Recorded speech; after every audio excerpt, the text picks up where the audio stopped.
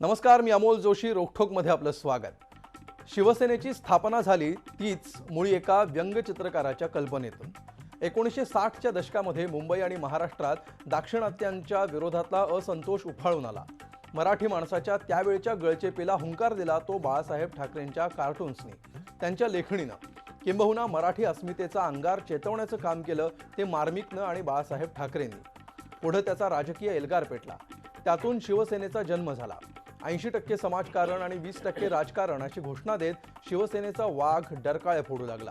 पण त्याला आता बराच काळ लोटलाय. एका पिढीकडून दुसरी पिढी आणि दुसऱ्या पिढीकडून तिसऱ्या पिढी अशी स्थित्यंतर झाली. मराठी अस्मितेचा कैवार घेणाऱ्यांची तिसरी पिढी राजकारणात स्थिरावू लागली आहे. या काळात महाराष्ट्रातलं राजकारण अधिकाधिक उग्र आणि स्फोटक बनत चाललंय. सध्या मराठा समाजाच्या लाखांच्या मोर्चांनी महाराष्ट्राचं समाज जीवन ढवळून निघालंय. याच मराठा समाजाच्या मूक मोर्चांची खिल्ली उडवणारं कार्टून शिवसेनेचं मुखपत्र असलेल्या सामनामध्ये प्रसिद्ध झालं आणि आधीच स्फोटक असलेलं वातावरण आणखी गंभीर बनलं. आयुष्यभर इतरांना व्यंगचित्रांच्या माध्यमातून फटकारे लगावणाऱ्यांना मराठा समाजाच्या नाराजीचे फटकारे सोसावे लागले. हा वाद उफाळून आल्यावर व्यंगचित्रकार श्रीनिवास प्रभुदेसाई यांनी दिलगिरी व्यक्त केली. त्यांची दिलगिरी सामनानं अगदी पहिल्या पानावर छापली. पण मराठा समाजाला आणि राजकीय नेत्यांना माफी हवी आहे, ती शिवसेनेकडून. मात्र माफी मागण्याचा प्रश्नच नाही, असं सामनानं आणि कार्यकारी संपादक संजय राऊत यांनी ठणकावून सांगितलंय. या व्यंगचित्राचा राजकीय फटका शिवसेनेला बसेल का? हे व्यंगचित्र शिवसेनेला किती महागात पडलंय? हा वाद जाणीवपूर्वक निर्माण करण्यात येतोय का? या वादामुळे रागाचा केंद्रबिंदू भाजपकडून शिवसेनेकडे वळलाय का? आणि मराठा समाजाच्या संघटित मोर्चांचा राजकीय फायदा उठवून समाजाचं नुकसान केलं जातंय का? चला, यासारख्या असंख्य प्रश्नांचा वेध घेऊया आजच्या खास रोखोक कार्यक्रमात. कार्टूनमुळं वाघाची कोंडी.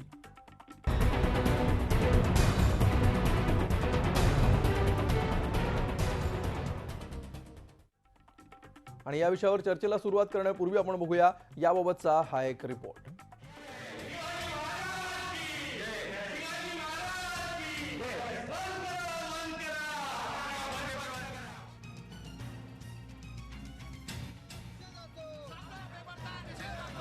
घात झाला महाराज, घात झाला.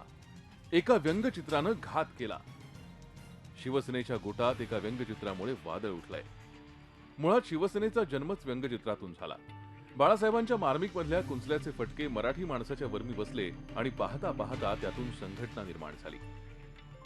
बाळासाहेब फरडे वक्ते, कुशल संघटक आणि उत्तम राजकारणी होतेच, पण त्याहीपेक्षा ते जागतिक कीर्तीचे व्यंगचित्रकार होते. त्यांच्या व्यंगचित्रांनी सामाजिक राजकीय उठाव घडवून आणले. पण त्यांची व्यंगचित्र कधी वादग्रस्त ठरली नाहीत किंवा त्या काळी समाजानं तितक्याच खुलेपणानं ती स्वीकारली. पण आज याच व्यंगचित्रामुळे शिवसेनेला उतरती कळा लागणार की काय अशी परिस्थिती निर्माण झाली आहे. त्याला कारण ठरलंय सामनामध्ये श्रीनिवास प्रभुदेसाई यांनी रेखाटलेलं व्यंगचित्र. या व्यंगचित्राविरोधात पक्षातलाच मराठा समाज पेटून उठलाय. गावोगावी पदाधिकाऱ्यांचं राजीनामा सत्र सुरू झालं. 48 तास सुरू असलेल्या नाट्यमय घडामोडींनंतर अखेर सामनामधून श्रीनिवास प्रभुदेसाईंनी दिलगिरी व्यक्त केली. पण त्याला थोडा उशीरच झाला. वेळीच पक्ष नेतृत्वानं हे व्यंगचित्र गांभीर्यानं घेत पावलं उचलली असती तर कदाचित इतकी झळ बसली नसती. खरं तर राज्यातल्या भाजप प्रणित सरकारला लक्ष्य करत मराठा मोर्चे सुरू झाले. शिवसेनेबद्दल कुठेच रोष नव्हता. किंबहुना राजकीय दृष्ट्या थोडा फायदा शिवसेनेला झाला असता. पण एका व्यंगचित्रामुळे अचानक ट्विस्ट आलं आणि शिवसेना टार्गेट झाली.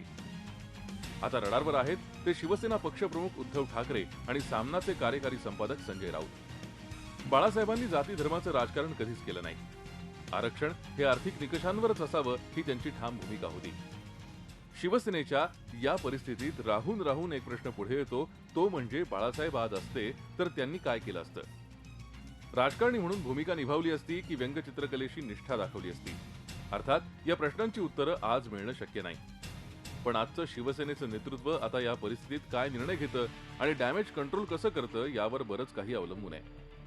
पण ज्या व्यंगचित्रानं शिवसेनेला घडवलं तेच व्यंगचित्र शिवसेनेचं बिघडवूही शकतं हे या निमित्तानं दिसलं. एक चित्र हे 1000 शब्दांइतकं बोलकं असतं असं म्हणतात. तीच ताकद आज पुन्हा एकदा दिसली. दिनेश दुखंडे, झी मीडिया, मुंबई.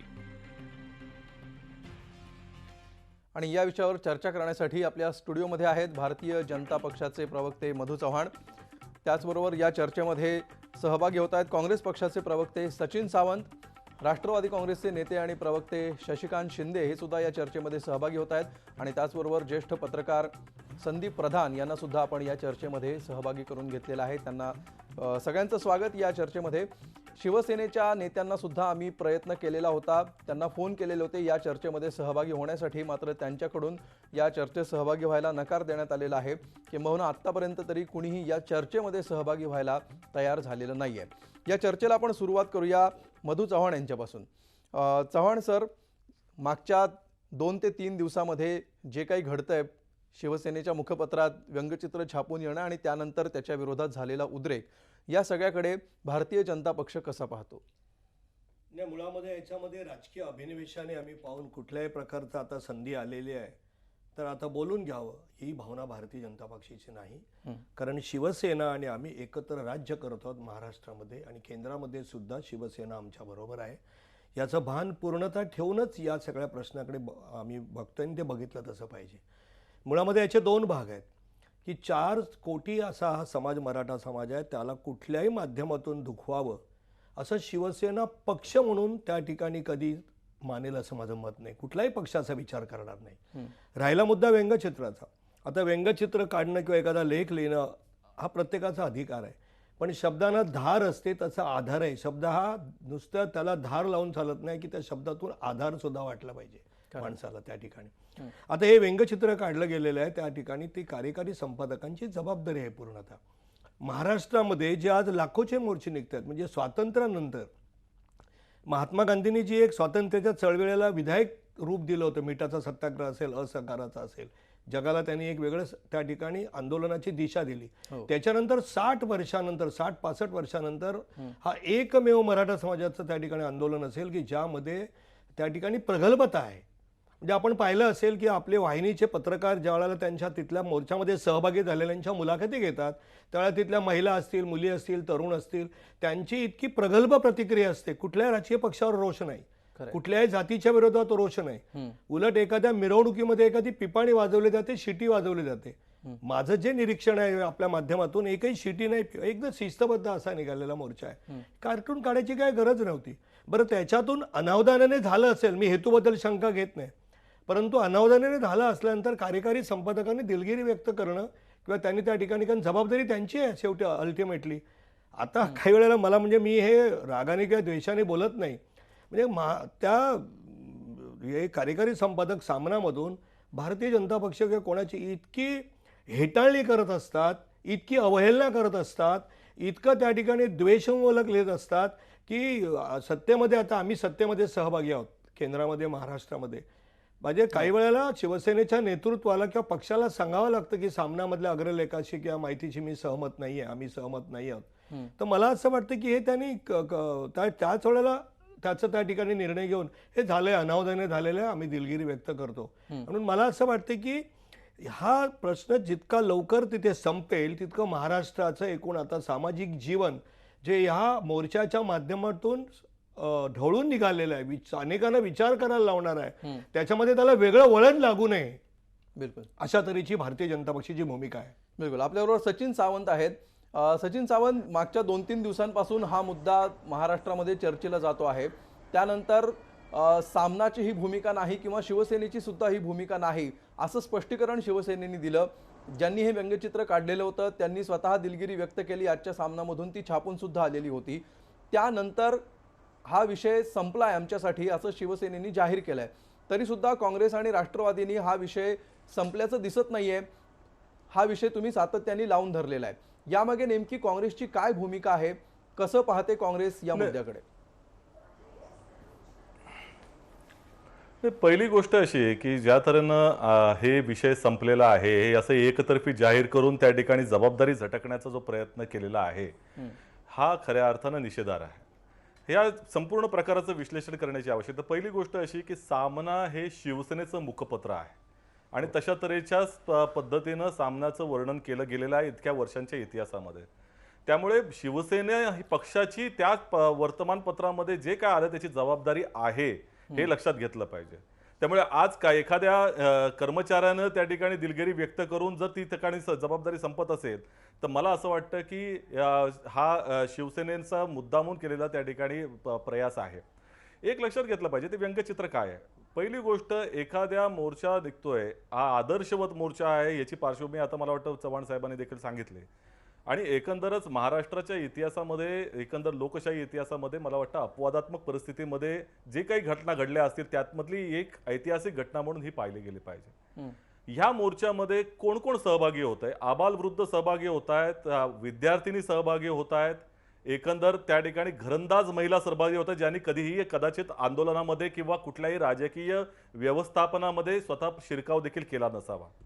या महिलांमधल्या काही मुली, म्हणजे मला आजही सोलापूरच्या त्या ठिकाणी मोर्चामधल्या एका मुलीचं, जी मला वाटतं नेतृत्व देखील करत होती, तिचं वक्तव्य आठवत आहे की तिला ज्या वेळेला TV पत्रकारांनी प्रश्न विचारला की तुम्ही बाबासाहेब आंबेडकरांच्या पुतळ्याला हार घालून कशाला त्या ठिकाणी मोर्चाची सुरुवात करतात, त्यावेळेला तिने जे उत्तर दिलं ते अतिशय महत्त्वाचं आहे, बोलकं आहे. की ती म्हणाली की शिवरायांची जशी मी लेक आहे तशी मी भीमरायांची लेक आहे. तर या विचारधारेमधनं या महिला पुढे जात आहेत. खऱ्या अर्थानं त्यांना प्रोत्साहन देण्याची आवश्यकता आहे, त्यांचा आदर्श घेऊन भविष्यामध्ये लोकशाहीमध्ये चालण्याची आवश्यकता आहे. अशा महिलांची गणना त्या मूक मोर्चाची, म्हणजे या मूक मोर्चा, नाव मूक मोर्चा असलं तरी बरंच काही सांगणारा आहे.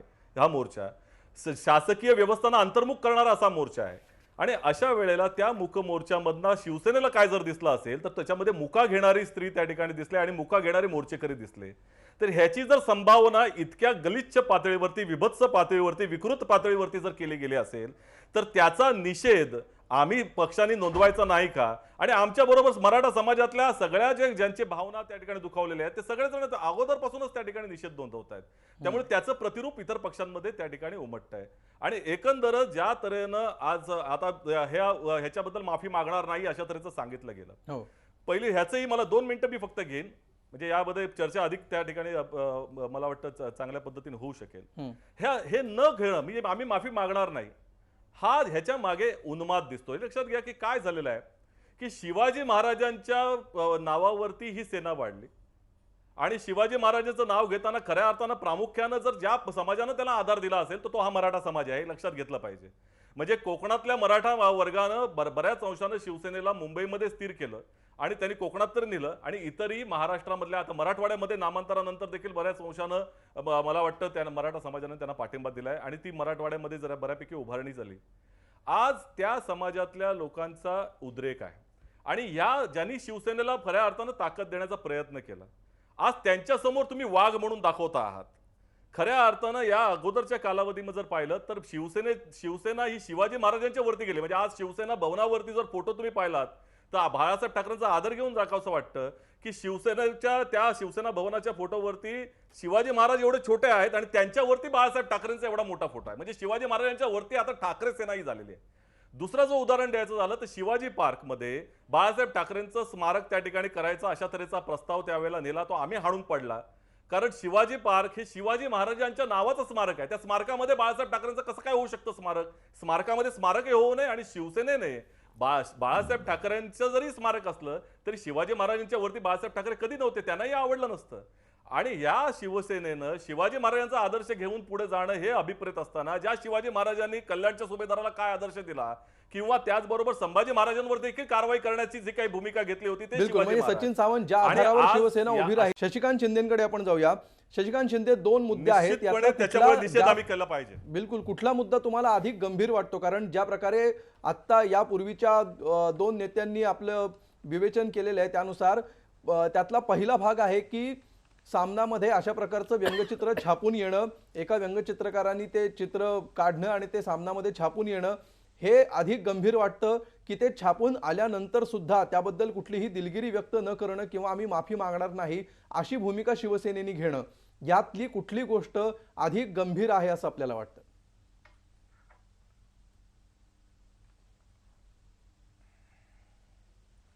यामध्ये पहिल्या प्रथम तुम्हाला मी धन्यवाद देईन की ज्यांच्यामुळे हा प्रश्न निर्माण झाला त्यांनी या संदर्भातनं गांभीर्यता घेतली नाही.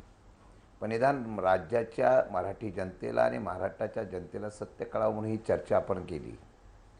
मी एक सांगतो की 2 मुद्द्यांचा मी खुलासा करतो. व्यंगचित्रकार असतात, म्हणजे बाळासाहेब ठाकरेंच्याकडून राज ठाकरेंपासून अनेक व्यंगचित्रकार असे आहेत की ज्या व्यंगचित्रकारांनी महाराष्ट्रातल्या सत्य परिस्थितीचं कथन करून सरकार किंवा सरकारच्या असलेल्या प्रवृत्तीवर आसूड ओढण्याचं कामसुद्धा केलं. मला दुर्दैव एवढंच वाटतं, मला दोन शंका आहे ह्याच्यामध्ये. एक शंका, जे कोण या ठिकाणी ज्यांनी हे कार्टून बनवलं त्यांच्या मनामध्ये या समाजाबद्दलचा द्वेष आहे का, ही शंका येते. आणि हे कार्टून जे बनवलं हास्य जत्रा म्हणून, त्याच्यामध्ये 3 त्यांनी कार्टून बनवले. म्हणजे मराठा समाजाचा अपमान करण्याच्या बाबतीत मला निर्णय घेतला. मी राजकीय परिस्थिती म्हणून बोलत नाही, राजकारण म्हणून बोलत नाही, मी स्पष्ट बोलतो. यामध्ये ह्याचा राजकीय फायदा घेण्याचा सुद्धा राष्ट्रवादी काँग्रेस आणि काँग्रेस पक्षाने प्रयत्न केला आहे. हा आरोप करणं तर धांदाच चुकीचा आहे. त्या प्रभू देसाईला काही राष्ट्रवादी किंवा काँग्रेसवाल्यांनी सांगितलं नव्हतं, तू जा बाबा सामनामध्ये नोकरी करतोय, तेवढं जाऊन ते कार्टून आम्ही सांगतो तसं काढ. हे तर कोणी आम्ही केलेलं नाही आहे. कदाचित त्यांना त्यांच्या असलेल्या लोकांनी सांगितलं असेल की अशा पद्धतीचे करा का. 3 मुद्दे दाखवले. एक शहीदांचा सुद्धा त्यांनी अपमान केला. असं आहे, त्या शहीदांच्या बाबतीमध्ये तो डेंगूनी गेला पण तो शहीद झाला नव्हता, अशा प्रकारचं हास्य करणं हा कुठला कार्टून आहे मला कळत नाही. दुसरं, त्यांनी असं सांगितलं की पुरीवर हल्ला झाला म्हणून या हल्ल्याचा निषेध म्हणून आम्ही दारू, गुटखा अशा प्रकारचे सगळे व्यसन 2 दिवसासाठी सोडतो. हे कुठलं हास्य कार्टून झालं. आणि तिसरा कर म्हणजे ज्या महाराष्ट्रामध्ये या माझ्या मराठा समाजाच्या बांधव भगिनींनी, माझ्या विद्यार्थ्यांनी जो एक आदर्श दाखवला, महात्मा गांधीनंतर 80चं आंदोलन कसं असतं हे दाखवण्याचा त्यांनी इतिहास रचला. त्या आंदोलनाला डिवचण्याचा किंवा त्या आंदोलनातला एक वेगळ्या प्रकारचं त्याच्यावर त्या ठिकाणी एक कार्टून करणं आणि ते पण करताना जे ज्या पद्धतीने केलं त्याचाच खरा रोष या महाराष्ट्रातल्या असलेल्या या तमाम जनतेला आणि मोर्चेकरांना आहे. मला साधा प्रश्न एक विचारायचा आहे की या संदर्भामध्ये दुसरा कर असा झाला आहे की मध्ये या गोष्टी झाल्यानंतर ठीक आहे अवधानतेने झाला असं समजूया तर करूया. ते अवधानतेने झालेलं असता असं समजलं तर तुम्ही त्या संदर्भामध्ये संपादक, कार्यकारी संपादक यांनी माफी मागितली पाहिजे. ते म्हणतात आम्ही ताई आहे. मला विशेषतः काल लगेच संजय राऊतांचं ट्विटरवरचं एक मला हे माहिती आहे, मेरे इरादे साफ है लेकिन किसी के कोई मेरे खिलाफ है. मला कळत नाही म्हणजे कार्टून काढण्याच्या संदर्भामध्ये संजय राऊतांच्या विरुद्ध राजकारण होतं का संजय राऊतांनी हे करायला लावलं हे आम्हाला कळलं नाही. म्हणजे तुम्ही बाकीच्या वेळेला जेव्हा संजय राऊत लगेच मीडियासमोर येतात, कुठल्या व्यक्तित्वावर त्या ठिकाणी भूमिका मांडतात, परंतु या गोष्टीच्या बाबतीमध्ये कुठल्याही प्रकारचं त्यांनी त्या ठिकाणी क्लिअरेशन केलं नाही. आणि उलट पक्षी सुभाष देसाईंनी तर त्याच्यावरती कर केला की समाजाची भावना दुखवली गेली, शिवसैनिकांची भावना दुखवली गेली. उलट असं स्पष्टीकरण करतात की आमच्याकडे कुठल्याही प्रकारचा खासदार आणि आमदारांनी राजीनामा दिले नाही, ते अफवा आहेत. आणि वरती सांगतात की माफी मागण्याचा प्रयत्न येत नाही, प्रश्नच येत नाही. म्हणजे ज्या शिवसेनेला या मराठी समाजातल्या असलेल्या सैनिकांनी ज्या पद्धतीने ताकदीने वाढवलं, त्या असलेल्या लोकांचा सैनिकांपासून सर्व जनतेचा अपमान झाला. विशेषतः माझ्या तिथ्यामध्ये सहभागी होणाऱ्या माता भगिनीपासून सगळ्यांचा अपमान करण्याचं धाडस केलं. आणि एवढी मस्ती नसावी हो की आपल्या ठिकाणी चूक झाली कोणाची तर माफी मागायला काय 2 शब्द लागतात. 4-4.5 कोटी जनतेचे 2 शब्द रापवायला आपल्या कुठं कमीपणा येत बिलकुल. नव्हता. म्हणजे शशिकांत शिंदेजी शिवसेनेनी किंवा कार्यकारी संपादकांनी माफी मागितली असती किंवा ती आत्ता जरी माफी मागितली तरी सुद्धा हा विषय संपेल असं आपल्याला वाटतंय. आणि असा दूषित आहे. त्याच्यात एक मला अजून एक प्रश्न विचारायचा आहे. जो आरोप केला गेला की याच्या मागे राष्ट्रवादी आणि काँग्रेसचा सहभाग आहे. हा एक तर मोर्चा कुठलाही राजकीय सहभागाचा किंवा राजकीय बिलकुल. शिंदे साहेब या मुद्द्यावर आपण येऊया. या मुद्द्यावर आपण येऊया. ही चर्चा पुढे नेण्यापूर्वी फक्त प्रश्न एवढाच आहे की या क्षणाला जर शिवसेनेनी किंवा कार्यकारी संपादकांनी राष्ट्रवादी आणि काँग्रेसचा काय त्याच्यात संबंध आला. बिलकुल याच्यावर आपण बोलूया. सध्या आपण ज्या मुद्द्यावर चर्चा करतो आहोत, शिवसेनेनी किंवा कार्यकारी संपादकांनी दिलगिरी व्यक्त केली तर महाराष्ट्रासाठी हा प्रश्न संपेल असं आपल्याला वाटतं का या क्षणी?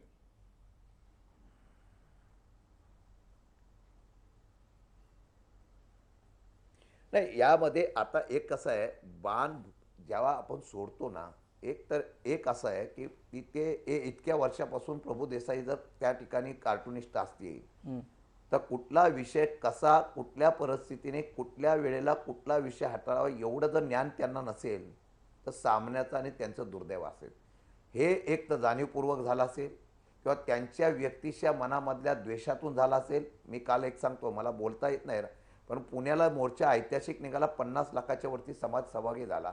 एकाने ट्विट करून टाकलं की पुण्यामध्ये बरेच कुत्रे एकत्रित झाले.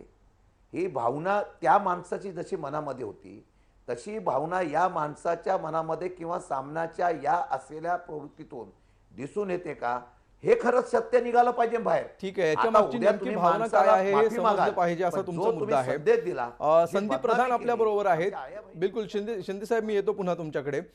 संदीप प्रधान, या व्यंगचित्राच्या संपूर्ण प्रकरणाचा किती मोठा फटका शिवसेनेला बसलाय असं आपल्याला वाटतं?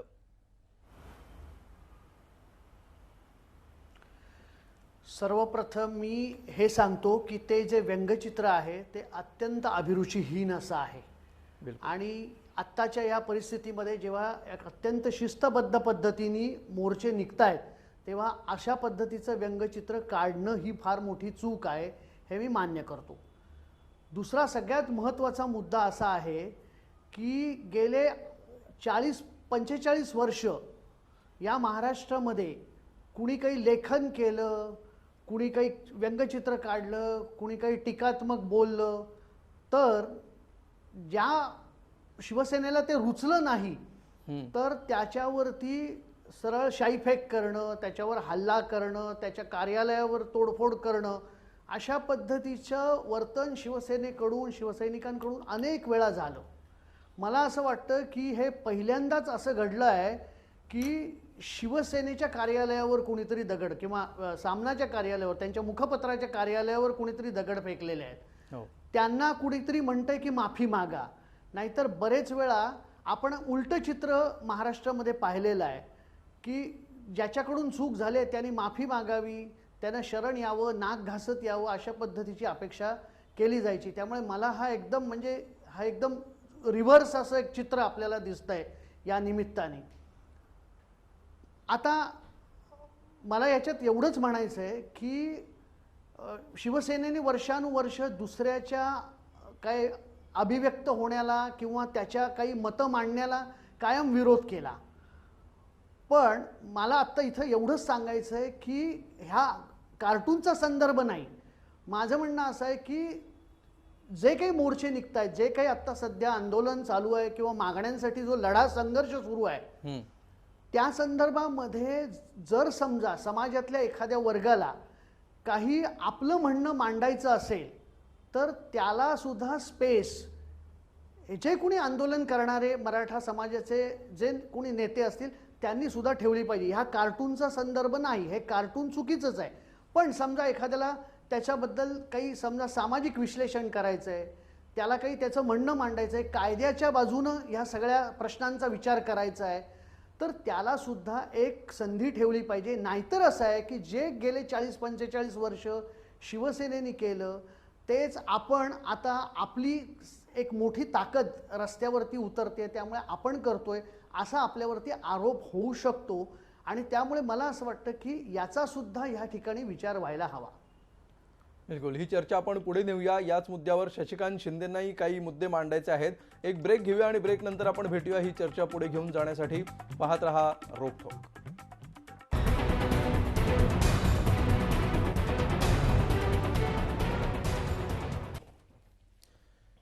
शिवसेनेचं मुखपत्र असलेल्या सामनामध्ये छापून आलेलं व्यंगचित्र आणि त्या व्यंगचित्रावर समाजातल्या वेगवेगळ्या स्तरातून होणारी टीका आणि याचे सध्याचे सामाजिक परिणाम या विषयावर आपण चर्चा करतो आहोत.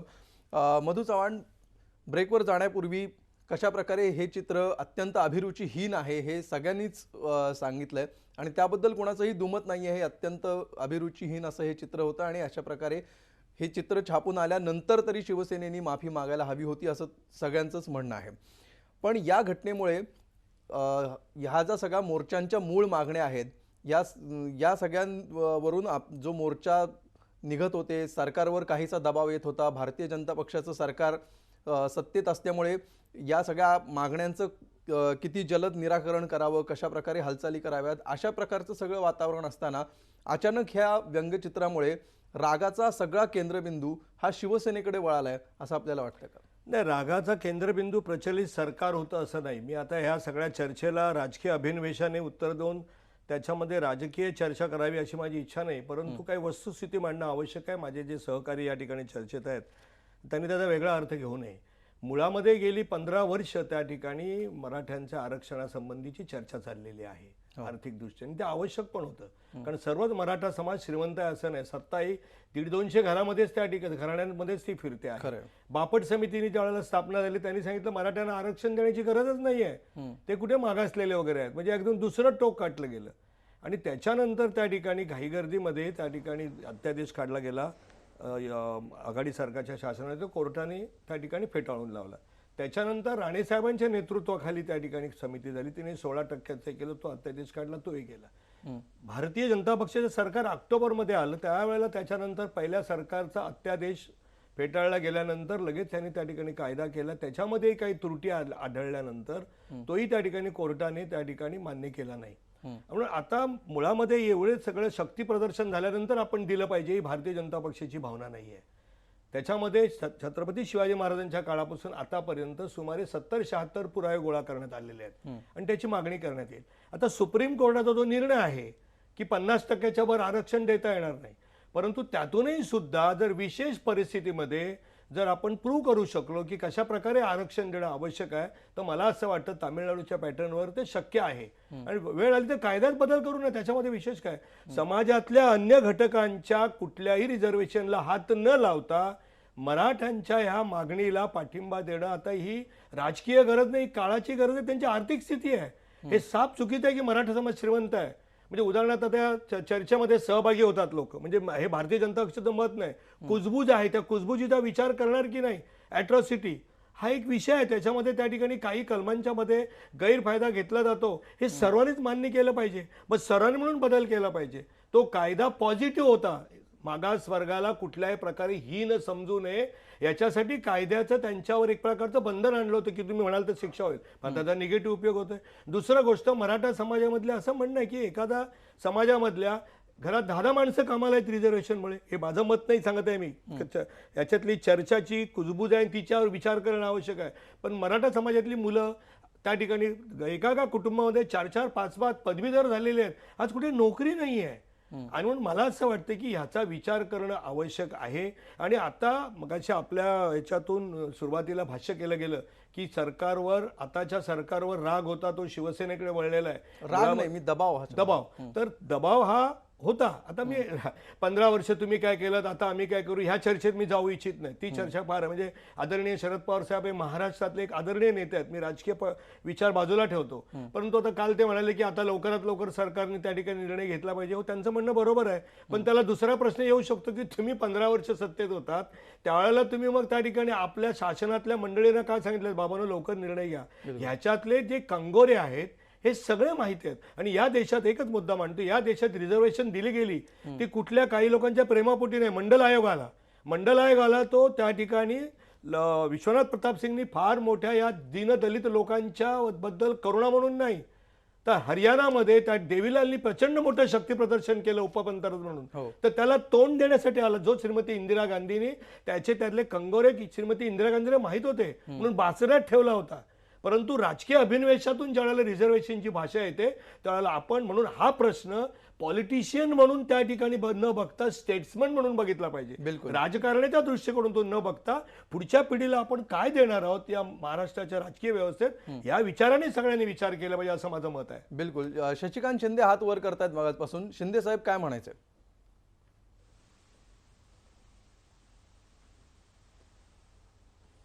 नाही, एक तर महत्त्वाचा मुद्दा असा आहे की मागाशी प्रधान साहेब बोलले त्या मताशी मी एका बाजूने सहमत असा आहे की हा जो मोर्चा निघालेला आहे, हा मोर्चा जो आहे हा आता चर्चा करायच्या वेळेला जो वेळ येईल त्यावेळेला तो पूर्ण महाराष्ट्रामध्ये, जिल्ह्यामध्ये ह्या समाजाची जागृती करून हा मोर्चाचा निश्चितपणाने त्या ठिकाणी योग्य वगैरेचा अशा प्रकारचा निर्णय होईल. हा त्यांच्या लोकांनी घेतलेला निर्णय आहे, त्याला काय राजकीय आशीर्वाद किंवा सगळे पक्षाचे नेते किंवा कोण, सगळे पक्षाचे कार्यकर्ते, सगळे लोक हे सगळे तिथं सामील आहेत. मधू चव्हाण जे म्हणाले त्यांना मी एकच सांगेल की 15 वर्षात हे सोडून द्या मधू चव्हाण साहेब.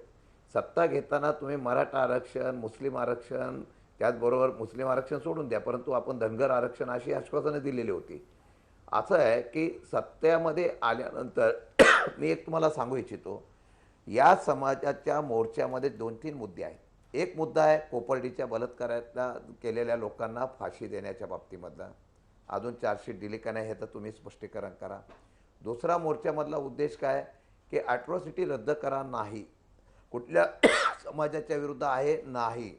त्यांची मागणी अशी आहे ॲट्रॉसिटीचा गैरवापर होत असेल तर त्याचा बदल करावा. दलित नेत्यांनी सुद्धा ते मान्य केलं. सरकारला काय अडचण आहे मला माहीत नाही. तिसरा मुद्दा असा आहे की या मोर्चाच्या संदर्भातून त्यांचं म्हणणं आहे की आरक्षणाचं म्हणणं आहे, आरक्षणाचा निर्णय द्यावा अशा प्रकारची भूमिका त्यांची आहे. मला एक साधं उदाहरण म्हणायचं आहे. चौथा आपण जर गांभीर्याने बघितलं तर सरकारचं दुर्दैव आहे. म्हणजे मी मधू चव्हाण साहेब मी खरोखर राजकीय बोलत नाही, पण एखाद्या वेळा मोर्चा सुरुवात होते, 13-14 मोर्चे झाल्यानंतर सुद्धा सरकार ते गांभीर्याने बघत नाही. हे खरं म्हटलं तर दुर्दैव आहे. ह्या व्याप आता वाढत चालला, ही व्याप्ती वाढत चालली, मग सरकार गंभीर होतं. दुसरा मुद्दा आहे यामध्ये ज्यावेळेला एखादा आंदोलनाचं स्वरूप वाढत जातं त्याच्यामधला एक अंश असा असतो की तो सरकारच्या नाराजगीचा सुद्धा अंश असतो. मग शेतकऱ्यांना योग्य भाव मिळाला का नाही, दर मिळाला का नाही हे शोधायचा सरकारने प्रयत्न केला का नाही. बिलकुल. हा प्रश्न मात्र उपस्थित होतो. शशिकांत शिंदेजी तुमच्या दुर्दैवाने याच मुद्द्यावर या एक उपप्रश्न असा आहे मोर्चामध्ये हेतू की किंवा सरकार मोर्चाच्या गांभीर्याने लोकांचा बघत इतका नाही, म्हणजे सहभाग तुम्हाला का? नेमकं काय म्हणायचंय? हे सरकारने काय करणं अपेक्षित होतं जे सरकार सध्या करत नाही असा तुमचा आक्षेप आहे? याचा मला मला तेच म्हणायचं आहे की जे क्लेरिफिकेशन आता 25 सप्टेंबरला मुख्यमंत्री आमच्याकडे आले अण्णासाहेब पाटलांच्या जयंतीला, ज्यांनी मराठा अन्यायासाठी आपली आहुती दिली, त्यावेळेला मुख्यमंत्र्यांनी ज्या योजना धडकाफडकी जाहीर केल्या त्याच योजना दुसऱ्या-तिसऱ्या मोर्चाच्या वेळेला आपण त्या ठिकाणी करू शकत होतो. त्याच वेळेला काय काय समाजा संदर्भामध्ये मी देऊ शकतो. आजही त्या प्रकारचं एकही क्लेरिफिकेशन, एकही ठोस भूमिका सरकारच्या माध्यमातून मांडली गेली नाही. आरक्षणाच्या बाबतीमध्ये काय करणार? मी हो आरक्षण देतो अशा प्रकारची जाहीर करायला काय हरकत आहे? आज इतर राज्यापेक्षा आपल्या राज्यातलं आरक्षण वाटप हे फार कमी प्रमाणात असल्यामुळे कुठल्याही समाजाच्या आरक्षणाला धक्का न लावता मराठ्यांना आरक्षण देण्याच्या बाबतीमधली भूमिका करू शकतो. आम्ही केला निर्णय, ठीक आहे, कोर्टात टिकला नाही टिकला हे आता तुमच्या सरकारचं काम आहे. तुमचे तिथं वकील उभे राहिले का नाही हा तुमच्या लोकांचं काम आहे.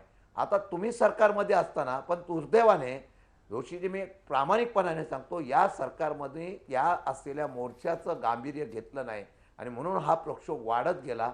आणि या प्रक्षोभामुळे मग काही लोक अशा प्रकारचं तेल टाकण्याचा प्रयत्न करून याला कुठेतरी वेगळ्या प्रकारचं वलय लागतं का, वेगळ्या प्रकारचा रंग लागतो का, कुठे वादविवाद होतो का याचं प्रत्यंतर बघण्याचा वेगळ्या प्रयत्न मार्गाला करताय. मोर्चा नेण्याचा आणि म्हणून प्रयत्न केला नाही, जातो. या शिंदे साहेब माध्यमातून शिंदे मला साहेब कळत एक नाही. गोष्ट आहे, आता प्रत्येक एक शिंदे साहेब असं आहे की शिंदे साहेब तुम्ही आतताईपणाने बोलणारे नेते नाही आहात हा माझा आतापर्यंतचा अनुभव आहे. ही चर्चा एका लेवलवर चाललेली आहे. तुम्ही असं म्हणतात की आरक्षण आपण देऊ शकतो हे जाहीर का केलं गेलं नाही?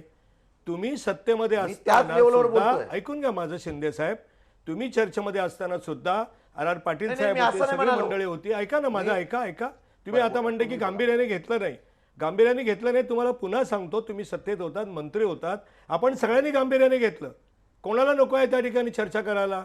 हा जर आता मोर्चे निघाले त्याचा मी वेगळा अर्थ असा काढू का की मला काढायचा नाहीये की 15 वर्षात तुम्ही सगळे थांबलात आणि तो असंतोष आता संघटित झालेला आहे तुमच्या विरोधातला, असा सुद्धा त्याचा लॉजिकल अर्थ निघू शकतो. पण आम्ही तो काढत नाही आहोत. त्याचं कारण असं आहे की तुम्ही कायदा केला तो टिकला नाही, आम्ही केला तो टिकला नाही, राणे समितीच्या नंतर अध्यादेश काढला तो टिकला नाही, बापट समितीला तुम्ही त्या ठिकाणी पॉईंट ऑफ रेफरन्स दिले होते तर त्यांनी त्या पॉईंट ऑफ रेफरन्सचा नकारच देऊन टाकला. आता माननीय मुख्यमंत्र्यांनी सांगितलं की हो देणार आहेच, पहिल्या दिवसापासून सांगितलंय. आता तुम्ही मार्ग सुचवा. आता 2 गोष्टीतले मार्ग आहेत की जे आपण सगळ्यांनी केले पाहिजेत. ॲट्रॉसिटी या केंद्राशी संबंधित आहे, चला सगळे मिळून बसू, केंद्राकडे जाऊ की महाराष्ट्रातला ह्या ॲट्रॉसिटी त्यातल्या कलमांमुळे नुकसान होते, घटना दुरुस्ती करा आणि आपण त्याला मान्यता घ्या. नंबर 2, आता सगळे करा. आता माननीय मुख्यमंत्र्यांनी जाहीर केलंय की एक मंत्री आणि विरोधी पक्षाचे नेते 2 असे एकत्र बसून कसं आरक्षण देता येईल, कोर्टात काय बाजू मांडता येतील 76 पुरावे गोळा केलेले आहेत. आणि म्हणून मी आपल्याला विनंती करतो की आपण राजकीय अभिनिवेशाने नको बोलूया. हे जे एक विधायक वळण लागलेलं आहे त्याचा आता आपण परिणाम अतिशय गोड करूया आपण. आणि भारतीय जनता पक्ष तर आरक्षण देणार आहेच, त्याचे परिणाम आपल्याला दिसतील. आपणही सुचवा कसं द्यायचं ते. आपले नेते जाणकार आहेत, त्यांना सुचवायला सांगा की ह्या मार्गाने देऊ शकतो, कोर्टात ह्या मार्गाने टिकेल. सुप्रीम कोर्टाचा निर्णय 50% वर नाही आहे, तर त्याच्यावर मात कशी करता येईल हे आपणही सांगा. अमोल, बिलकुल बिलकुल. सचिनजी. अमोल, पहिली गोष्ट अशी आहे की मला असं वाटतं की चव्हाण साहेबांना कदाचित या न्यायिक प्रक्रियेबद्दल काय झालेलं आहे ह्याची थोडीशी जाणीव मला करून देण्याची आवश्यकता आहे. गेल्या दीड दोन वर्षाच्या कालावधीमध्ये ज्या वेळेला पहिल्यांदा यांनी आमचं जे अध्यादेश आम्ही काढला होता खऱ्या अर्थानं फार विचारपूर्वक काढला होता. 15 वर्ष आम्ही काय केलं नाही वगैरे सातत्याने या दृष्टिकोनातून बोलतात.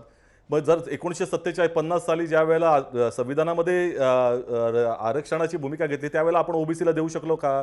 1990 साली त्या ठिकाणी मंडल आयोगाच्या नंतर त्या ठिकाणी निर्णय झाला. त्यामुळे त्याला काल जावा लागतो, वेगवेगळ्या तऱ्हेचे अशा तऱ्हेचे प्रवाह निर्माण होतात, मागण्या येतात आणि त्याला सामोरं जावं लागत असतं. त्यामुळे आरक्षणाच्या संदर्भातल्या मागणीला आम्ही फार विचारपूर्वक त्या ठिकाणी सामोरं गेलो. राणे समितीनं फार बऱ्यापैकी त्या ठिकाणी अभ्यास करून त्याच्यामध्ये निर्णय घेतला आणि तो अध्यादेश काढला. आता अध्यादेशाच्या नंतर लगेच यांचं सरकार आलं. सरकार आल्यानंतर 20 दिवसामध्ये त्या अध्यादेशाला त्या ठिकाणी स्थगिती मिळाली. मला एक गोष्ट लक्षात घेतली पाहिजे, जर हे सरकार फार सिरियस असतं तर न्यायालयाला त्यांनी सांगितलं असतं की आम्हाला या त्रुटी दिसत आहेत, आम्ही तुमच्याकडे त्या ठिकाणी परत येतो आणि त्याच्यासाठी 3 महिन्याचा वेळ देखील मागून गेला असता आणि तो लेजिटिमेट होता का नवीन सरकार होता, यांनी मागितला नाही. यानंतर त्या ठिकाणी यांनी जेव्हा कायदा आणला, कायद्यानंतर परत हायकोर्टामध्ये गेल्यानंतर हायकोर्टानं शेवटचं हिअरिंगमध्ये सांगितलं होतं की तुम्ही सपोर्टिव्ह एफिडेव्हिट द्या. गेले 1.5 वर्ष जवळपास यांनी सपोर्टिव्ह एफिडेव्हिट दिलं गेलेलं नाही आणि म्हणून एक्सपेडाइट करण्यासाठी त्याला सुप्रीम कोर्टात जावं लागलं आणि आता हायकोर्टामध्ये हिअरिंग करण्यासाठी पहिल्यांदा आता सपोर्टिव्ह एफिडेव्हिट द्यावा लागेल आहे. त्यामुळे ह्या संदर्भामध्ये या शासनानं डिले केलं नाही असा त्या ठिकाणी म्हणता येणार नाही. दुसरी गोष्ट, माननीय मुख्यमंत्र्यांनी सुरुवातीपासून जी भूमिका घेतली, ज्या वेळेला मुलाखत त्यांची आली आम्ही कान लावून ऐकत होतो त्यावेळेला ते काय म्हणतायत. विषय असा, आरक्षणाच्या संदर्भामध्ये त्यांनी म्हणताना त्या ठिकाणी असं म्हटलं की मराठा समाजाची एवढंच काय, आम्ही फ्री प्रतिपूर्ती देण्याचा देखील विचार करू. आता फ्री प्रतिपूर्ती विद्यार्थ्यांना द्यायची असेल तर मूलभूतरित्या आरक्षणाच्या आरक्षित वर्गामध्ये मराठा समाजाला आणावं लागणार आहे. त्यामुळे आरक्षण दिल्याशिवाय फ्री प्रतिपूर्ती देता येत नाही. तो डिपेंडंटच आहे की आरक्षणाच्या विषयावरती त्याच्याकडे निर्णय होतो. दुसरा विषय आहे ईबीसीच्या संदर्भामध्ये. आता दोन्ही मुद्दे त्यांनी आणले. ईबीसीच्या संदर्भामध्ये त्यांनी सांगितलं की आम्ही मराठा समाजासाठी त्या ठिकाणी आर्थिक ही जे काही निकष आहेत ते 6 लाखापर्यंत वाढवू. मला असं म्हणायचं की ईबीसी मध्ये फक्त मराठा समाज येत नाही तर इतरही वर्ग येतात. त्यामुळे फक्त मराठा समाजाला नाही तर सगळ्यांना फायदा होणार आहे. आणि दुसऱ्यांदा आताही त्यांनी सांगितलं की 5 लाख मराठा तरुणांना आम्ही त्या ठिकाणी संरक्षण काय म्हणतात त्याला शिक्षण देणार, प्रशिक्षण देणार आहोत, कौशल्य त्यांना प्रशिक्षण पदार्थ करणार आहोत. तर मला असं म्हणायचंय की ईबीसीच्या अंतर्गत जरी द्यायचं झालं, अण्णासाहेब पाटील आर्थिक विकास महामंडळ हे आर्थिकदृष्ट्या मागासवर्गीयांसाठी आहे. त्यामुळे त्यांनाच नव्हे तर इतरही वर्गांना त्याचा लाभ होणार आहे. त्यामुळे 5 लाख मराठाच वर्गांना कसं काय देता येऊ शकेल. आणि दुसरी गोष्ट, कौशल्य प्रदान केल्यानंतर रोजगाराचं काय. अनेक आजपर्यंत कौशल्य प्रदान करणारे जे काही कार्यक्रम शासनाने घेतल्याच्यानंतर रोजगार मिळालेला नाही. त्यामुळे या शासनाला अवांतर चर्चेमध्ये रस आहे. दुसरा मुद्दा हा आहे की या 1.5 वर्षामध्ये यांनी जुमलेबाजी केली आहे. प्रत्येक विषयावरती त्यांनी या ठिकाणी लोकांची फसवणूक केलेली आहे. शेतकऱ्यांना 50% लाभ मिळवून देण्याचं मी विषयाला वेगळं वळण लावलं नव्हतं. आपण आजच्या आणि त्याच्या संबंधित माझा कधी विचार 15 वर्षाचा विश्वास लोकांचा नाही.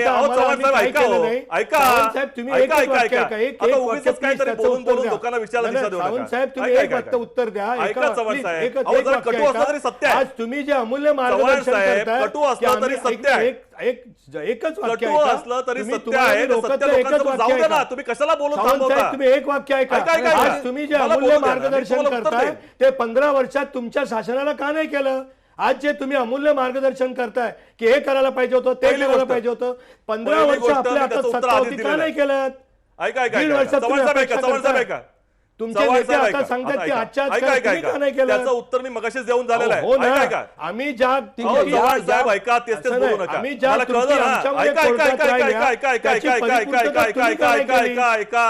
चव्हाण साहेब ऐका, कटू जरी असलं तरी ते सत्य आहे. एक लक्षात घ्या, ऐका जरा. म्हणण्याचा उद्देश आहे की ह्याचं उत्तर मी आधीच दिलं होतं की 90 साली ओबीसीचं आरक्षण आलं, 50 साली आलेलं नाही. त्यामुळे logic नाही कालांतराने हो. त्या दृष्टिकोनातून विचार होत असतो. हे logic विषय असा नाही, आहे हे की logic तुमच्या नाही. प्रामाणिकतेमध्ये, तुमच्या प्रामाणिकतेच्या संदर्भामध्ये लोकांना विश्वास नाहीये. अहो, ही वस्तुस्थिती आताचे आहे. मोर्चे सगळ्या हे ठिकाणी. तुमच्या मराठ्यांच्या आत्महत्या प्रस्थापितांच्या होत आहेत विरोधात आहेत. शेतकऱ्यांच्या. तुम्ही आताचे गेल्या 2 मोर्चे तुमच्या वर्षामध्ये कर्जमाफी दिली प्रस्थापितांच्या नाही. विरोधात आहेत. तुम्ही कुठली वेळ योग्य वेळ आताचे म्हणता? मोर्चे तुमच्या या प्रस्थापितांच्या विरोधात आहेत. विरोधात हे तुम्हाला दिशा साखर द्यायची आहे. सम्राट तुमचे विषय झाले या मराठा सरकारच्या विरोधात समाजाचे, आहे. शिक्षण तुम्हाला- सम्राट तुमचे झाले मराठा आता हे तुम्ही समाजाचे. म्हणत राहा. तुमच्या तुम्ही किती म्हणत राहा. शिक्षण सम्राटांनी तुम्ही म्हणत मराठ्यांना राहा. त्या ठिकाणी तुम्ही तशा तुम्ही पैसे म्हणत न राहा. देता प्रवेश परंतु दिले. विषय असा आहे की या तुमच्या किती सरकारची शिक्षण विश्वासार्हता सम्राटांनी पूर्णपणे मराठ्यांना ढासळलेली प्रवेश दिले. आहे. पूर्णपणे किती गुन्हेगारांवरती मराठ्यांना कोणाचा तुमच्या विश्वास मधू- नाही. प्रवेश दिले. जुमलेबाजाचं चव्हाण आणि सरकार सचिन आहे. सावंत, आणि मधू बहुतांश चव्हाण आणि लोकांना सचिन सावंत, विश्वास उद्यापासूनच्या नाहीये. चर्चेला वेगळं वळण लावू नका. अनेकदा या अमोल. विषयावर आपली चर्चा झालेली आहे. मात्र ज्या अमोल, प्रकारे- अमोल, अमोल. बिलकुल ज्या प्रकारे अमोल, हा सगळा अमोल, मुद्दा महाराष्ट्रामध्ये अमोल, सध्या घडतो आहे, माझं त्याच्यामध्ये बोलणं पूर्ण पुन्हा करून दिलेलं नाही. राजकीय पातळीवर हा विषय आणण्याची अमोल. सध्याच्या घडीला गरज नाहीये. गरज Correct. नाहीये. Right. आणि त्यामुळे अमोल, अमोल, अमोल. पुन्हा एकदा या विषयावर अमोल. बोलण्यात आपण वेळ घालवण्यापेक्षा अमोल, ही अमोल, चर्चा अमोल, आपण पुढे अमोल. घेऊन जाऊया. अमोल. बिलकुल सचिनजी, अमोल, अमोल, आपली नाही, वेळ ऐका, संपत ऐका. आली. अमोल, अमोल, अमोल, अमोल. एका अमोल. वाक्यात सचिनजी, एका वाक्यात. नाही, एकच सेकंद. पहिली गोष्ट, मुद्दामून त्या ठिकाणी वेगळ्या तऱ्हेचं वळण देण्याचा प्रयत्न नाही, ही वस्तुस्थिती त्या ठिकाणी सांगण्याचा प्रयत्न आहे. ज्या तऱ्हेनं मराठा आरक्षणाच्या संदर्भामध्ये ठाम भूमिका घेतली गेली पाहिजे होती, ती या 1.5-2 वर्षामध्ये घेतलेली नाही. आणि ह्या सरकारच्या विश्वासार्हतेवरचा प्रश्न आहे. आता साताराला एकच मुद्दा देईन जाताना, यांनी मंत्री गटाची त्या ठिकाणी घोषणा केली. विरोधी पक्ष नेत्यांना विचारलं का त्यांनी? विरोधी पक्षांना विश्वासात घेतलं का की शासनाची भूमिका काय आहे? तुम्ही विरोधी पक्ष नेत्यांना न विचारता मंत्रीगट विरोधी पक्ष नेत्यांच्या समवेत कशा तर जाहीर करू शकता? हा कुठला अधिकार दिलाय त्यांना सरकारला? त्यामुळे अधिकार या जनतेने दृष्टिकोनातून दिला जर आम्हाला. पाहिलं तर निश्चितपणे जनतेने या अधिकार दिलाय. सरकारची तुम्ही दिशा काय आहे. अधिकार देणार आम्हाला? नाही, आणि अजून जाहीर तुम्हाला झालेलं विरोधी पक्ष नाहीये. नेत्यांना आम्ही त्या विरोधी ठिकाणी पक्षाच्या काढायचं असेल, त्यांना मंत्रिगटाची बोलावं लागेल विरोधी तुम्हाला. पक्षाला घेऊन तो करू. अधिकार दिलेला नाही. अहो, तुम्हाला कोणी अधिकार तुम्हाला दिलेला नाही. तुम्ही 15 तुम्ही वर्षात दिलेला काही केलं नाही. अभी तुम्हाला शौच दिलेला विवेकाची नाही. बिल्ली हात विरोधी पक्ष चली नेत्यांना तुम्हाला मंत्रीगट शौच करायचं असेल तर विवेकाची करू बिल्ली हात शकता. चली या सगळे- संदर्भामध्ये ठीक आहे, विचारणा एका करण्याची प्रश्नाचं आवश्यकता उत्तर द्या. होती. अहो, तुम्ही शिक्षण केलेले सम्राट नाही. तुम्ही निर्माण केलेत. किती तुम्ही मराठ्यांच्या केलेले नाही. मुलांना तुमच्या कॉलेजेसमध्ये अरे, या पैसे न शिक्षण घेता सम्राट प्रवेश तुमच्याही दिले. त्याचे आहेत. मधु सांगा मधु जरा चव्हाण जाहीर करा. संस्था आहे. मधु जरा चव्हाण जाहीर मधु गडकरींच्या चव्हाण संस्था आणि नाहीत सचिन का? सावंत ज्या कारणासाठी कुठल्याही राजकीय तुमच्या त्या अभिनेत्या व्यतिरिक्त हे मोर्चे विविध निघत आहेत, समाजामध्ये प्रस्तावित त्या आहे. पार्श्वभूमीवर ही चर्चा होणं हे एक प्रकारे चर्चा करणं विरोधाभास बरोबर आहे. आहे असं कदाचित वाटू शकतं. ही चर्चा आपण पुढे घेऊन जाऊया. आपली वेळ सुद्धा संपत आलेली आहे. संदीप प्रधान, ज्या प्रकारे ह्या मोर्चांची सुरुवात झालेली आहे, कुठलेही राजकीय बॅकग्राऊंड याला नाहीये किंवा कुठल्याही राजकीय प्रस्थापित नेत्यांचं नेतृत्व आम्ही मानत नाही आहोत असं म्हणून हे सगळे मोर्चेकरी उत्स्फूर्तपणे रस्त्यावर येत आहेत, लाखोंच्या संख्येने रस्त्यावर येत आहेत. अशा परिस्थितीमध्ये काही काळानंतर याला राजकीय पार्श्वभूमी निर्माण होणं किंवा याचे वेगवेगळ्या पक्षांकडून राजकीय फायदे उचलण्याचे प्रयत्न होणं, असे प्रकार महाराष्ट्रात भविष्य काळामध्ये घडू शकतात हे सांगायला कुठल्या राजकीय मोठ्या फार पंडिताची गरज निश्चितपणे नाहीये. स्पेसिफिक प्रश्न असा आहे की यानंतर आता मुंबईमध्ये सुद्धा काही काळाने मोर्चाची तयारी सुरू असल्याच्या बातम्या आहेत. ज्यावेळी मुंबई महापालिकेच्या निवडणुका आहेत, महाराष्ट्रात राज्यातल्या वेगवेगळ्या महापालिकांच्या जिल्हा परिषदांच्या निवडणुका आहेत, या सगळ्यावर या मोर्चाचे काही परिणाम होतील असं आपल्याला वाटतं का? आणि विशेषतः आत्ता जसं एक तात्कालिक प्रकार घडला, व्यंगचित्र आलं आणि त्यानंतरचा एक आठवडा पूर्णपणे त्या दृष्टीने खळबळ उडालेली होती महाराष्ट्रात. अशा प्रकारे या छोट्या छोट्या घटना महाराष्ट्रामध्ये इथून पुढच्या काळामध्ये घडू शकतील असं आपल्याला वाटतं का? आणि त्या टाळण्यासाठी काय करायला हवं? निश्चित अमोल, हा जो हे सध्या जे मोर्चे निघता आहेत हे कुठल्याही राजकीय पक्षाच्या बाजूनी तर नाही, तर उलट यापूर्वी 15 वर्ष सत्तेत असलेल्यांच्याही विरोधात आहेत आणि आत्ता सत्तेत असलेल्यांच्याही विरोधात आहेत. जे कोणी मोर्चात सहभागी होत आहेत ते खाजगीमध्ये आणि इतर माध्यमातून व्यक्त होताना सातत्याने असं सांगतायत की आमच्या आर्थिक आणि सामाजिक प्रश्नांकडे आत्तापर्यंत कुणीही सहानुभूतीने बघितलेलं नाही आणि त्यामुळे आमच्यावरती ही आज वेळ ओढवलेली आहे. आणि त्यामुळेच आत्ता जे आपल्याला चित्र दिसलं परस्परांमध्ये भांडण होण्याचं, ते यासाठी आहे की ह्या परिस्थितीला आम्ही कारणीभूत नाही, हे कारणीभूत आहेत असं एकमेकांवरती आरोप करून मोर्चेकऱ्यांवर ठसवण्याचा हा एक प्रकारे प्रयत्न आहे. आणि कुठंतरी मोर्चेकऱ्यांची ही जी काही ताकद आहे ती आपल्या मागं कशी उभी राहू शकेल याच्यासाठी ह्या सर्वच राजकीय पक्षांमध्ये सध्या चुरस चालली आहे. म्हणजे या मोर्चातून जे काही निर्माण होणार आहे ते काय निर्माण होणार आहे याबद्दल आत्ता मला असं वाटतं इथले सगळेच राजकीय पक्ष आणि त्याचे नेते हे सुद्धा अनभिज्ञ आहेत. आपण बघतो की ह्या मोर्चांमध्ये अनेक प्रस्थापित नेते हे आज एखाद्या कार्यकर्त्याप्रमाणे किंवा सहानुभूतीदाराप्रमाणे सहभागी होत आहेत आणि त्यामुळेच आपल्याला जे आत्ता हे वेगवेगळ्या पद्धतीने आरोप प्रत्यारोप दिसत आहेत ते दिसत आहेत. निश्चितच याचा निवडणुकांमध्ये परिणाम होणार आणि आपला जो मूळ विषय आहे त्याचा जर विचार करायचा झाला तर आज शिवसेनेचे जवळपास 38 आमदार हे मराठा समाजाचे आहेत. त्यामुळे शिवसेनेसाठी सुद्धा येणाऱ्या सगळ्या महापालिका म्हणजे मुंबई महापालिका आहेच पण इतरही महाराष्ट्रातल्या स्थानिक स्वराज्य संस्थांच्या निवडणुका लक्षात घेता ही जी काही व्यंगचित्रामुळे जी चूक झालेली आहे ती सुधारणं किंवा त्याच्यावरती म्हणजे त्याच्यातून बाहेर पडण्यासाठी काहीतरी जे काही शस्त्रक्रिया करणं गरजेचं आहे ती फार गरजेची आहे. कारण या निवडणुकांमध्ये हा मुद्दा आणखीन तापवण्याचा प्रयत्न केला जाईल. पण मला असं वाटतं की जर समजा ह्या असंतोषावरती फक्त राजकारण करण्याचा प्रयत्न सगळ्या राजकीय पक्षांनी केला तर त्याची सुद्धा तीव्र प्रतिक्रिया या मराठा समाजातल्या तरुणांमध्ये निश्चित उमटेल. आणि हे सुद्धा इथं बघितलं पाहिजे की ह्या सगळ्या गोष्टींकडे आता इतर जातीतली लोक जी आहेत ज्यांचा ह्या सगळ्या इतर प्रश्नांशी संबंध आहे या मागण्यांशी संबंध आहे ते सुद्धा या सगळ्याकडे काय बघतात आणि आता ते पुढे काय नेमकी भूमिका घेतात. बिलकुल हे असे सुद्धा अनेक मला अनेक असं घटक वाटतं की याला येणाऱ्या कारणीभूत आहेत आणि निवडणुकांच्या याच्यामध्ये पार्श्वभूमीवर महत्त्वाचे निश्चितपणे असणार आहेत. आणि सध्या अत्यंत तरुण असणारी सुशिक्षित असणारी पिढी रस्त्यावर उतरते आहे. त्यामुळे त्यांना कुठल्याही राजकारणाचा वास येऊ शकेल इतकी तल्लख बुद्धिमत्ता असलेली ही सगळी पिढी आहे. त्यामुळे यातल्या कुठल्याच राजकारणाला ही पिढी इतक्या सहजासहजी बळी पडेल असंही चित्र सध्या महाराष्ट्रात नाहीये. त्यामुळे अत्यंत तरुण आणि तडफदार नव्या पिढीचे हे सगळे तरुण रस्त्यावर उतरत आहेत. हे तरुण आता पुढे या मोर्चाला कशी दिशा देतात आणि महाराष्ट्राचं राजकारण त्या अनुषंगाने कसं वळण घेत जातं हे बघणं फार महत्त्वाचं असणार आहे. महाराष्ट्रासाठी पुढचे काही महिने या दृष्टीने अत्यंत महत्त्वाचे असणार आहेत आणि त्यामुळे वारंवार याविषयीचे जसे विषय येतील त्याविषयी आपण या प्लॅटफॉर्मवर रोखोकच्या प्लॅटफॉर्मवर चर्चा करत राहू. तूर्त धन्यवाद सगळ्यांचे या चर्चेमध्ये सहभागी झाल्याबद्दल आणि या विषयावर अत्यंत संयमितरित्या आपली प्रतिक्रिया नोंदवल्याबद्दल. रोखोकमध्ये आज इतकंच. ताज्या बातम्यांसाठी पाहत रहा झी24 तास. रहा एक पाऊल पुढे.